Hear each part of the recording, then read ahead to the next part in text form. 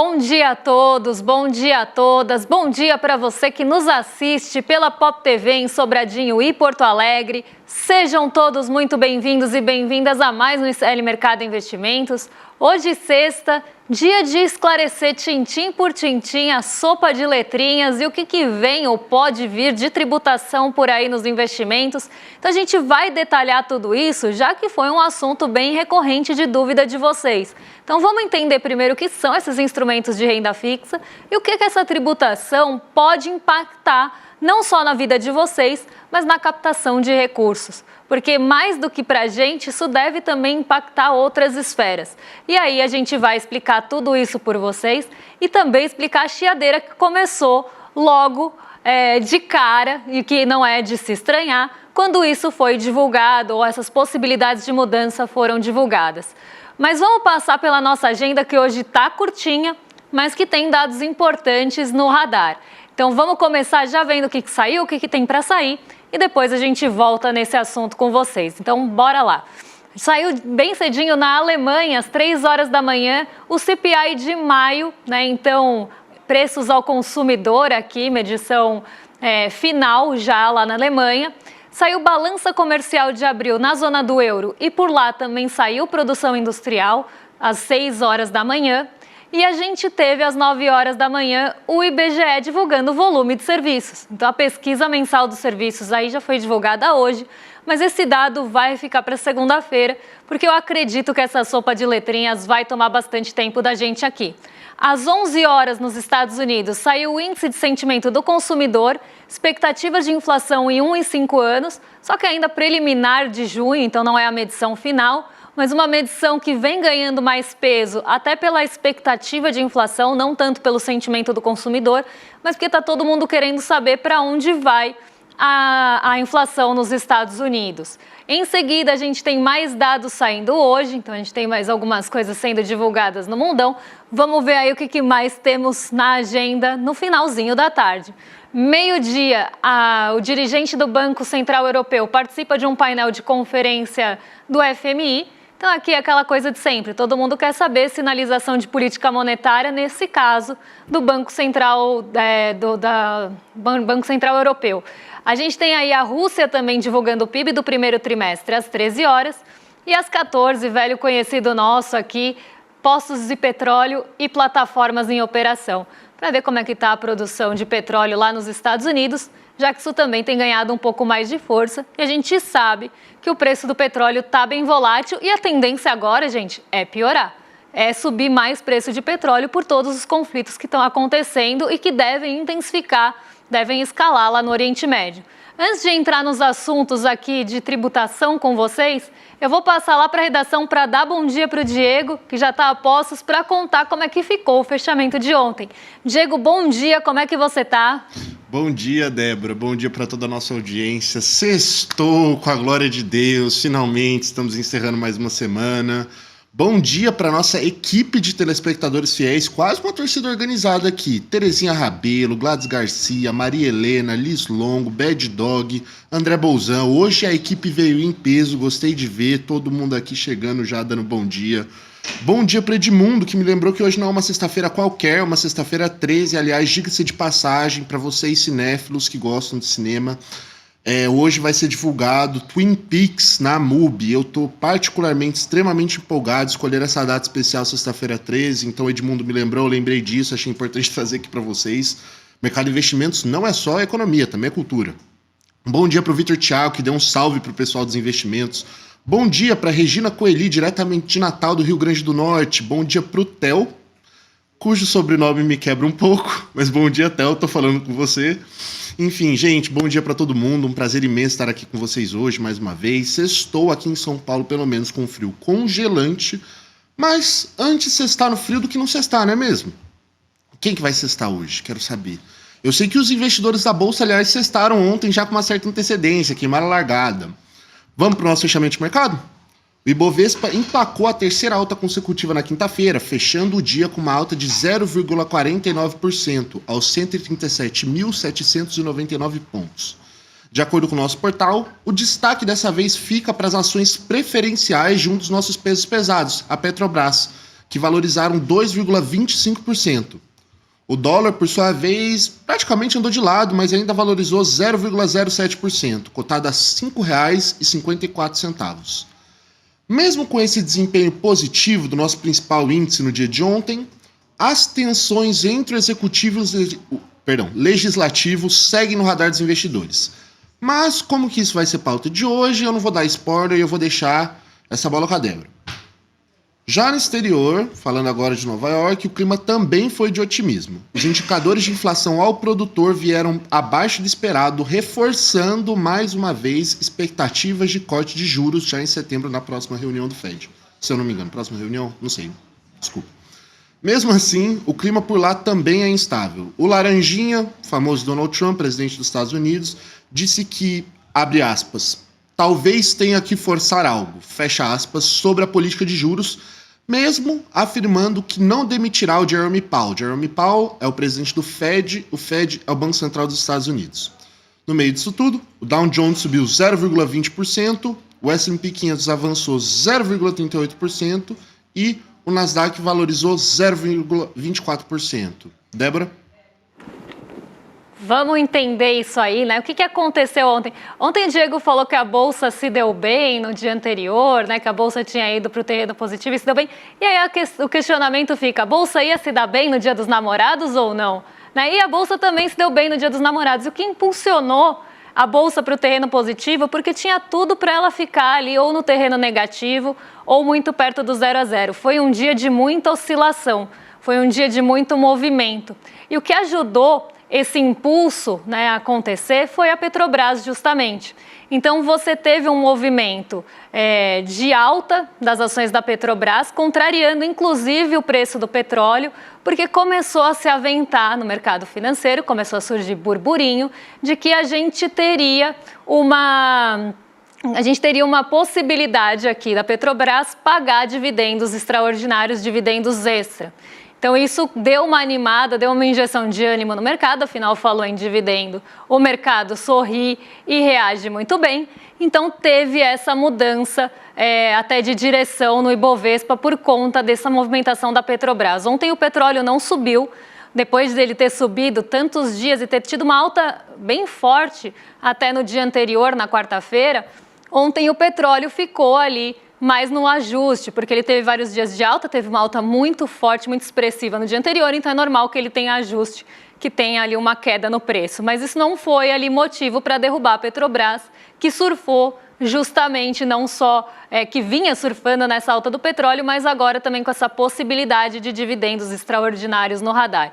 Então isso deu um impulso bastante grande. Mas o que o mercado reagiu bastante, e isso desestabilizou não só a Bolsa, que ficou nesse vai e vem, mas também o mercado de juros. O mercado de juros ontem ficou bastante instável, ele começou a subir mesmo com a possibilidade de queda de juros nos Estados Unidos, isso é importante de falar, porque lá nos Estados Unidos você começou a ter uma possibilidade também de ter corte de juros. Então veio o CPI abaixo do esperado, veio depois o PPI, que são os preços ao produtor, também abaixo do esperado. Isso renovou aquela expectativa, aquela esperança de que ainda tenha cortes de juros lá nos Estados Unidos esse ano, mais aí para o fim do ano, mas essa possibilidade começou a crescer. E lá os juros começaram a recuar então, que nem aqui nossos juros futuros, as Treasuries são esse termômetro, elas começaram a andar para trás. Normalmente, quando isso acontece, os nossos juros futuros respondem também e cedem um pouco, mas isso não aconteceu ontem. E não aconteceu por um motivo bastante aí óbvio, que vocês estão em casa já devem imaginar, que é justamente os anúncios, né? Foram os anúncios ali de tributação, possibilidade de tributação nos investimentos, e cada vez fica mais evidente que o governo está buscando equilibrar ali o fiscal com a tributação e não com o corte de gastos. E a gente sabe que o mercado e o Congresso, eles estão numa briga para que seja feito esse ajuste pelo corte de gastos. Então tem esse cabo de força aí entre o governo e o Congresso, e apesar da gente ter tido já a notícia de contingenciamento, de bloqueio, nunca é suficiente. Sempre tem um desequilíbrio, sempre precisa de uma reforma, e aí começou essa pressão de novo para que se tenha corte de gastos, que se tenha ajuste fiscal pelo corte de gastos. Falou em mexer em tributação, o mercado já reage muito mal, principalmente se estiver falando de uma tributação que afeta o preço dos ativos. Então, ontem, né, a gente vai falar disso daqui a pouquinho, com maior detalhamento, com tabelinha para vocês verem, mas ontem teve ali uma possibilidade de juros sobre capital próprio que já são tributados, terem uma tributação aumentada. Se você aumenta ali a tributação de juros sobre capital próprio, que é uma forma de remuneração de várias empresas, o mercado já fica meio assim. Quem dirá discutir o fim dessa possibilidade de juros sobre capital próprio, que a gente chama aqui no Brasil de JCP, né? E eu falo que é jabuticaba do capital próprio, porque esse é um instrumento que só tem aqui no Brasil. Afinal, ele veio ali oriundo do nosso período hiperinflacionário, que precisava remunerar os juros, enfim, o capital próprio, e aí se instituiu isso e nunca tirou. E isso diminui a base tributária das empresas. Então, se você tem ali uma despesa que entra para diminuir a base tributária, você tem uma eficiência tributária que vem disso. E muitas empresas, principalmente do setor financeiro, se beneficiam dos juros sobre capital próprio. Então, quem dirá discutir o fim dos juros, né? Isso fora de cogitação. Toda vez que se aventou isso, teve uma chiadeira geral. Mas só de falar que ia ter tributação maior para esse e outros investimentos, o mercado já falou que está instável, que isso pode trazer pouca previsibilidade. O mercado, a gente sabe que não gosta de pouca previsibilidade. Então, teve uma reação muito negativa a esses anúncios. E também teve uma reação negativa à fala do presidente Lula. Não sei se a gente já tem esse vídeo para passar agora, mas se não tiver, a gente passa no finzinho para vocês. Temos o vídeo? Então vamos aproveitar para passar esse vídeo, porque eu aproveito também para tomar uma aguinha, porque esse também foi um motivo de reação e reação negativa do mercado. Vamos entender por quê. Vocês sabem quanto que nós gastamos com o rico? Vocês sabem quantos bilhões a gente dá de isenção para os ricos desse país que não pagam imposto? 860 bilhões de reais. É 3 vezes o Bolsa Família, 4 vezes o Bolsa Família. Agora, o que a gente dá para eles é investimento. O que a gente dá para vocês é gasto. Vamos lá, quase fui pega aqui com a boca na caneca, né? Que coisa. Mas vamos lá entender, né? Por que o mercado reagiu mal a isso? Quando se fala, né, em gasto social e coloca esses benefícios no radar, então os benefícios fiscais que são dados às empresas, que são dados ali ao setor do agro, que são muito maiores, inclusive, do que qualquer benefício social aqui no Brasil, o mercado reage mal, já começa a falar que tem ali, né, uma postura de mais gasto do governo, e não foi diferente ontem. Por isso que eu falei, se não fosse a Petrobras, a gente teria ido para o terreno negativo por esse motivo mais doméstico. Inclusive, o dólar subiu um pouquinho aqui, ficou bem perto do 0 a 0, mas contrariou o movimento internacional do dólar, justamente porque a gente teve alta nos juros futuros, porque o mercado começou a entender que vai aumentar o tal do risco fiscal, e também aí, junto a isso, o dólar subiu, mesmo em um dia de queda nas treasuries, que não é o movimento mais comum, refletindo essa fala e a mudança nos investimentos. Agora, vamos entender o que tem na sopa do neném. Por quê? Parece uma sopa de letrinhas, LCI, LCA, CRI, CRA, FI, debenture, né? As pessoas ficam confusas e muitas vezes não entendem por que é que a mudança de tributação pode afetar não só quem investe, e talvez até afete menos quem investe, mas vai começar a afetar a outra ponta do crédito. Então, eu vou explicar para vocês rapidamente como funcionam esses instrumentos de renda fixa, para vocês entenderem por que é que eles são formados desse jeito e até por que é que eles são isentos. E aí, a gente entra na tributação para já entendido, né, como é que eles funcionam, a gente consegue entender o que vem na tributação também. Então, só para todo mundo ficar aqui na mesma página, LCI é letra de crédito imobiliária, LCA é letra de crédito do agronegócio. Quando um banco emite uma LCI ou uma LCA, quando ele emite esse instrumento de renda fixa, ele está querendo fazer uma captação específica. Ele quer que você empreste o dinheiro para ele. Ele vai captar esse dinheiro por esse instrumento, chamado LCI ou LCA, mas ele tem uma carteira de crédito já definida, voltada para aquilo. Então, ele já tem uma estratégia. Para a gente, tanto faz aplicar em LCI e LCA na maioria das vezes. Não vai ter uma diferença ali, a não ser que você não queira, por algum motivo pessoal, colocar seu dinheiro na LCA. Mas para a gente não tem diferença, a gente está emprestando dinheiro para o banco. Só que para o banco é estratégico ele definir se ele quer emitir LCI e LCA, porque isso vai fomentar a carteira de crédito lá na ponta. Então, se é um banco, e aí eu pego um exemplo bem próximo da gente, se é um banco que tem uma carteira de crédito mais voltada para o setor imobiliário, e aí a gente tem a Caixa, por exemplo, como um bom exemplo disso, a Caixa vai emitir mais LCI, porque ela vai captar esse dinheiro, e esse dinheiro obrigatoriamente tem que ir para o setor imobiliário. Ela não pode fazer o que ela quiser com aquele dinheiro. Ele já tem um destino específico. Se ele emite LCA, e aí quem normalmente emite mais LCA aqui no Brasil?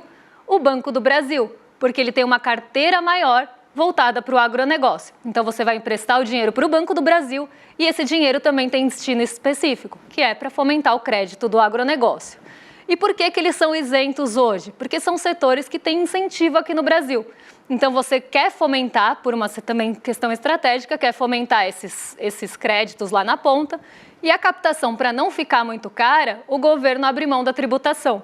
Porque vamos lá, eu vou trazer um exemplo bem prático aqui para a gente. A poupança, ela também é usada para fomentar crédito imobiliário. Então, quando a gente pega ali um crédito imobiliário ou algo que seja destinado ao setor imobiliário, a poupança também tem esse papel de financiar esse sistema habitacional. Como a poupança ela vem caindo, até porque paga pouco, né, vem caindo essa captação, o banco não consegue mais captar tanto por poupança, ele precisa substituir isso por outro instrumento. Então, ele não está captando o suficiente pela poupança, ele começa a captar por LCI, por exemplo. Só que a LCI é mais cara do que a poupança para captar, porque a poupança remunera menos. Então, você tem ali outro instrumento, que é a LCI, para captar aquele dinheiro. Como ele é isento, o banco não precisa jogar uma taxa de juros tão alta, porque mesmo pagando menos, vale a pena para quem está colocando dinheiro ali, porque esse dinheiro não vai pagar imposto, ou pelo menos não ia pagar imposto até agora. Isso pode mudar com a MP. Então, você emprestava o dinheiro ali para o banco, com uma taxa até um pouco mais baixa, porque não tinha tributação. Então, você aceitava receber menos, porque não estava sendo tributado. Então, muitas vezes ficava até acima de um investimento tributado. E aí o banco conseguia fomentar aquela carteira de crédito com um crédito mais barato. E aí o que começa a pegar se você aumenta a tributação desse tipo de captação? O crédito lá na ponta vai ficar mais caro, porque a captação do banco também vai ficar mais cara. Ele não vai poder te pagar menos porque você não vai pagar imposto. Ele vai ter que te pagar mais para continuar competitivo e continuar captando dinheiro com aquele instrumento. E se ele precisa pagar mais, na ponta, que é justamente essa mudança também que já está acontecendo da migração da poupança para a LCI ou para as LIGs, por exemplo, se ele precisa pagar mais na ponta, o crédito fica mais caro na outra ponta para quem está pegando emprestado. Se fica mais caro e a gente já tem uma taxa de juros restritiva, aquela pessoa lá na ponta que vai pegar o crédito imobiliário talvez não consiga pegar porque ficou mais caro e porque ficou mais restrito. Então, no final, acaba penalizando talvez não a gente que vai emprestar o dinheiro para o banco, mas a pessoa lá na ponta que precisa pegar o crédito, e o crédito está ficando mais caro. O crédito mais caro a gente sabe quem começa a ser penalizado primeiro e quem começa a perder também o acesso a crédito. Então, essa discussão que tem que ser feita também. Vai ficar ruim para o investidor? Talvez não mude nada, mas na ponta talvez o crédito fique mais caro, por exemplo, para fomentar o setor imobiliário, para fomentar os créditos imobiliários, talvez o crédito fique mais restrito. Eu acho que é essa discussão que a gente tem que ter. Não se, quem vai pagar imposto. Só que o mercado falou em imposto, ele já vai chiar, já vai ficar de biquinho, já vai ficar de beicinho e não quer saber de aumento de tributação. Então, vamos ver essa proposta, agora com os números propostos aí para a mudança, para entender tudo isso que eu estou falando na prática. Então, vamos lá que a gente montou um painel para vocês. A mudança no IR de investimentos, a MP do governo, tem alguns objetivos aqui, que é aumentar a arrecadação, isso está evidente para todo mundo, uniformizar as alíquotas, porque hoje as alíquotas elas não são uniformes, renda variável paga um tanto, fundo imobiliário paga outro, aí tem isenção para alguns. Então, o que eles querem com isso? Uniformizar as alíquotas, fim da isenção em alguns investimentos, que era justamente o que eu estava falando, e tributação passaria a valer a partir de 2026, se aprovada no Congresso. E aí a gente tem o degrau do Congresso também, que ainda está toda essa discussão, porque o Congresso não quer aumentar a tributação, eles querem corte de gastos.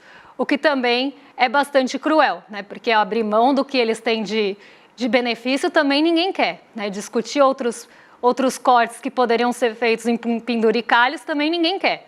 Mas vamos seguir aqui para não entrar nesse assunto de novo, porque ontem eu já falei um montão sobre isso. Vamos seguir para a tributação de fato. LCI e LCA. Hoje, eles são investimentos isentos justamente porque tem esse fomento aí dos setores específicos. Você não pode captar dinheiro numa LCI e emprestar para quem vai comprar carro, por exemplo. Isso é feito pelo CDB ou por outros instrumentos de captação. Então aqui, como tem esse destino, para setores considerados chave no Brasil, 0% de imposto de renda sobre os rendimentos. Como ficaria com a MP aprovada, 5% de imposto em relação aos investimentos. Os fundos imobiliários, os FIs, como são conhecidos, hoje tem 20% sobre ganho de capital. Ganho de capital é, comprei a cota a 100, vendi a 115. R$15 de ganho de capital, o imposto incide aí.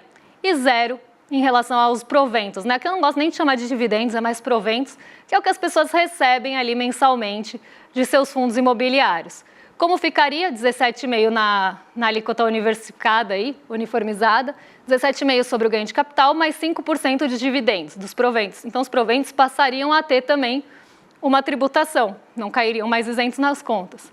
Os fundos de infraestrutura, que também são fundos fechados, negociados em mercados secundários, aqui até mais restritos, quem tem acesso, hoje 0% de IR, 5%, hoje 0% de IR nos proventos, e ficaria que nem os fundos imobiliários com 5% de alíquota em cima dos proventos.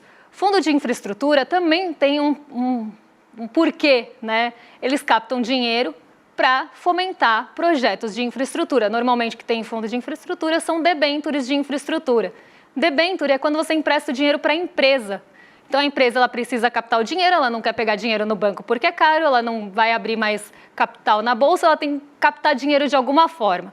Quando o BNDES começou a perder o protagonismo, a gente começou a ver mais emissões de renda fixa de crédito privado, para tomar esse lugar também.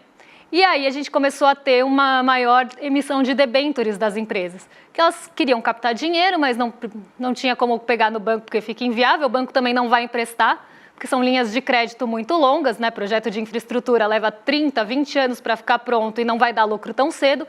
O banco nem tem interesse, o banco privado nem tem interesse em emprestar dinheiro para isso, o risco é grande, então o BNDES fazia esse papel. Quando o BNDES, em 2016, começa a perder esse protagonismo, a gente começa a ter mais emissões de renda fixa para substituir essa lacuna. E as debêntures de infraestrutura, porque vão também fomentar a infraestrutura do país em alguma medida, também eram isentas. E aí passariam também a ser tributadas. Vamos pegar aqui o outro ponto que está ali na tabelinha para o pessoal de casa assistir. CDB, Tesouro, né, fundos, de forma geral, tinham aquela tabela regressiva, que começava em 22,5%, caía para 20%, 17,5% e depois 15%. Ficariam com uma alíquota única de 17,5% em relação aos rendimentos. Acho que a gente tem mais uma tabelinha de propostas aí, vamos passar, porque as ações hoje pagam 15% ali do valor de ganho também, mas só acima de 20 mil por mês, e passaria a ser 17,5% sobre as vendas, num valor de 60 mil trimestre. A medição seria trimestral. O day trade, ó o trava-língua aqui, o tigre triste. O day trade, 20% atualmente, também cairia para 17% na uniformizada aqui. A Previdência VGBL, que tem aquele IR regressivo nessa modalidade, porque tem outra, que vai regredindo até 10%, teria IR mantido e começaria a ter o IOF para aqueles aportes acima ali, agora mudou, né? Não era mais, era 50 mil e agora é 600 anos. E a gente teria as criptomoedas também sendo tributadas aí sobre os lucros acima de 35 mil mês e 17,5% sobre todo o ganho sem isenção.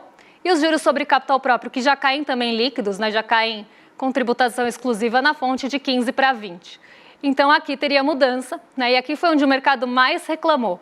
E o que a gente pode pensar disso, né? A gente tem várias formas de conseguir, se o governo não quer cortar gasto e ele quer aumentar a arrecadação, ele teria várias formas de conseguir essa arrecadação.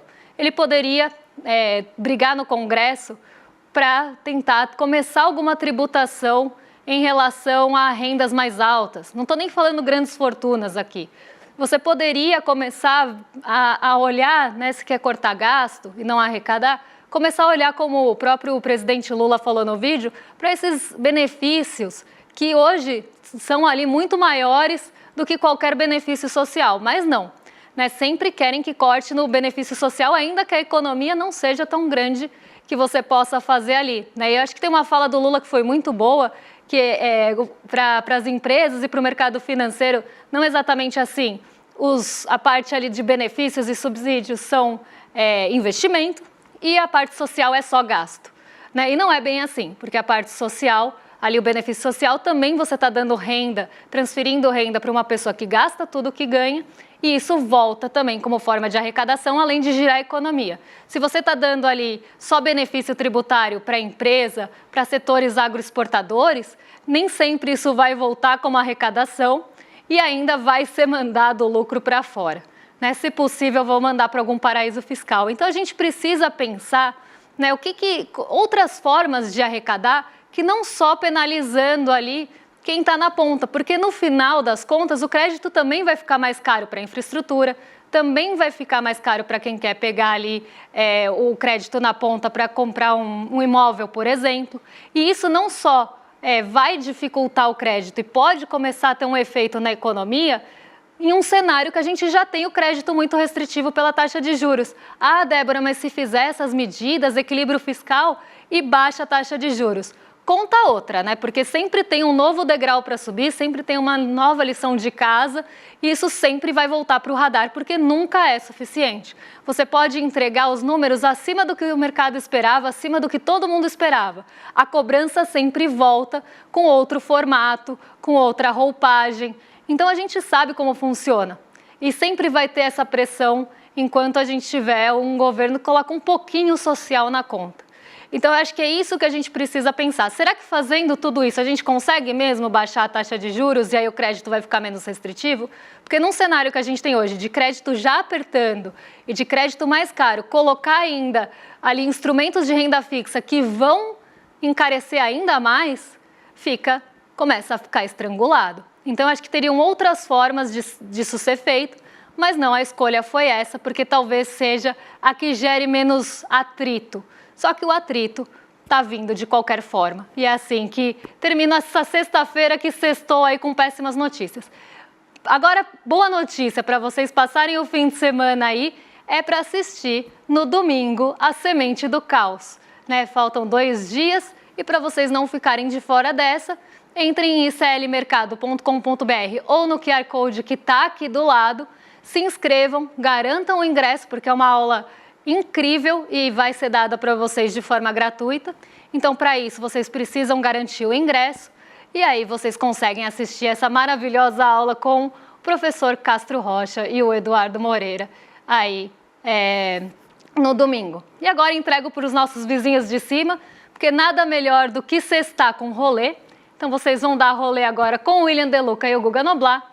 E eu volto na segunda-feira para trazer pesquisa de serviços e outros assuntos que ficaram aí dessa semana. Um beijão e até lá, pessoal. Olá, eu acabei de gravar uma aula aqui no ICL projetando um cenário. Se eu estiver certo, o plano da extrema-direita para o Brasil é que a ditadura principie em 2026, ainda que eles percam as eleições presidenciais. Eu convido vocês a assistirem essa conversa no dia 15 de junho, um domingo, às 20 horas.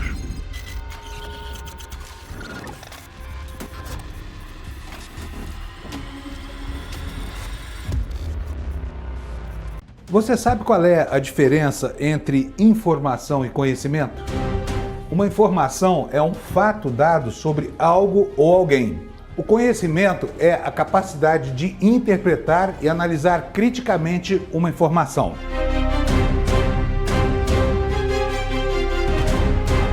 Todas as manhãs, o Desperta ICL analisa os principais fatos do Brasil e do mundo para que você comece o dia muito bem informado e cheio de conhecimento para entender o que está por trás das notícias. Não perca! Desperta ICL todos os dias de segunda a sexta às 7 horas da manhã. Comigo, Fábio Panunzio. Eu espero você.